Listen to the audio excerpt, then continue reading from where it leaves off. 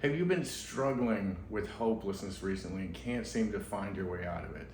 In this video, I'm going to explain how a part of you might be using hopelessness as a protection against despair, disappointment, and shame. Hi, my name is John Hawkins Jr. I'm a licensed psychotherapist and trauma specialist and co-founder of Hawkins Counseling Center. Working with complex trauma can be to be redundant, complicated, complex.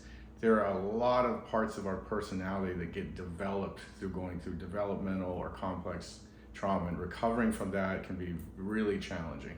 And one of the things I find is people come in and they've been dealing with pain, relationship challenges, PTSD, flashbacks, lots of feelings of shame and worthlessness, and they're motivated to get out of pain. I want to really start to recover, and I'm finally ready to start addressing some of these issues.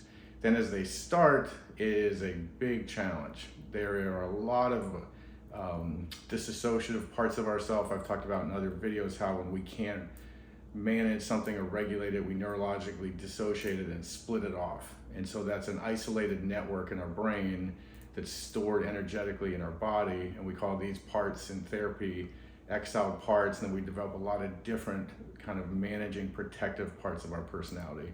Probably the therapy that best lays this out is called internal family systems. And I'm going to be explaining Michael Elkin from Internal Family Systems developed called the Despair Protocol.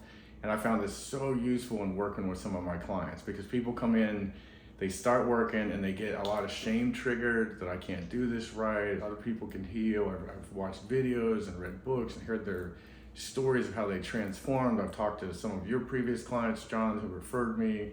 They were able to do this, I can't, so they start to get a lot of feelings of shame activated, which increases the amount of pain they're in.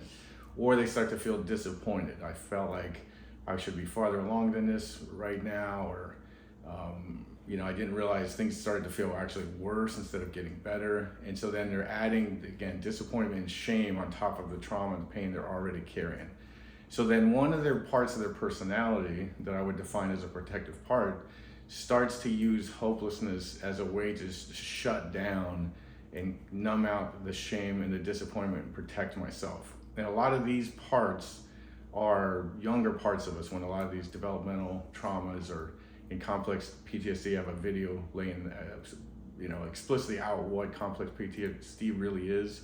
It really does take place from, let's say, 16 down to birth during those developmental years. So a lot of these parts are younger parts when we didn't have a sense of agency or power or something we could do. We were stuck in an abusive home or a neglectful home, and all those things that wounded us and all the ways we had to fragment to survive and develop all these coping mechanisms to survive, really create all these different challenges in our life now. So then sometimes you can have hopelessness be a wounded part of us that's carrying all this stuff. At other times, it's like I said, it's this defense where I can stop the shame and the disappointment. And again, coming from a younger part of us, when I didn't have a lot of things I could do, that feels very good to that part in a certain way, that I can actually do something. Here I am in therapy and my pain is increasing and I can make it stop. The thing about that though, even though it gives this temporary relief, is it also perpetuates stuckness. And then people will drop out of therapy or just believe they're not capable of healing, and they're not consciously doing this a lot of times. A lot of times these different protective parts of us are operating outside our conscious awareness. So then in that case, that hopeless part really will shut down the system, so I don't have to keep feeling all this. So then part of the way you start to work with that, so you can check in with yourself if you're not seeing someone like me or the trauma therapist, and really see, is there a value in this, or is this just an emotional burden where I feel hopeless and I really want to change this, and the majority of you is still trying, still going to therapy, still reading books, still doing spiritual programs. I'm still making this effort. That's the distinction for me, is when you have a hopeless protector part, or a part that's in despair, that will kind of come to an end. You'll just be shut down and immobilized, and I really won't be pursuing action of trying to get better, because then hope becomes like a bit of a trap. If I open myself up, it's just going to expose me to more disappointment, more shame. And so that part will really shut down your nervous system and not let you see possibility.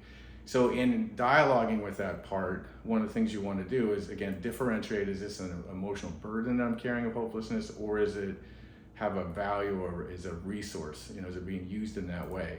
If you identify that it is, you want to start to kind of connect with that part of you, understand that it's trying to help me in this way. But also typically because it is a younger part, when things were hopeless, it's stuck in those implicit memory networks that I've talked about, where there's no sense of time. So that part doesn't know I maybe have developed other resources in my life, or in the future I could. It just sees the despair, the lack of power as an infinite reality.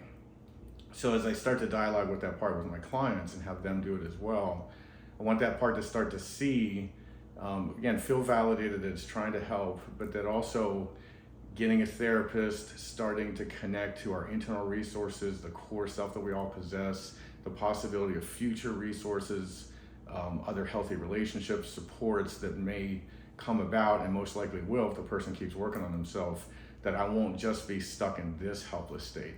So I hope you found some of that useful. If you're really struggling with hopelessness, first differentiate. Is this just, part of me burdened with this, but I'm really continuing to try and strive towards, healing, or I'm just really shut down and I cannot even think of the possibility of hope or make any effort, that it's typically protecting against one of those states of disappointment or shame. And then just working to build a relationship with that part, start to show that part there's a big price tag, without criticizing that part, of continuing to do this, and the reality that there are other resources and will be other resources in the future. If you'd like to know more about this process, you can reach me if you'd like to schedule a time to meet at hawkinscounselingcenter.com.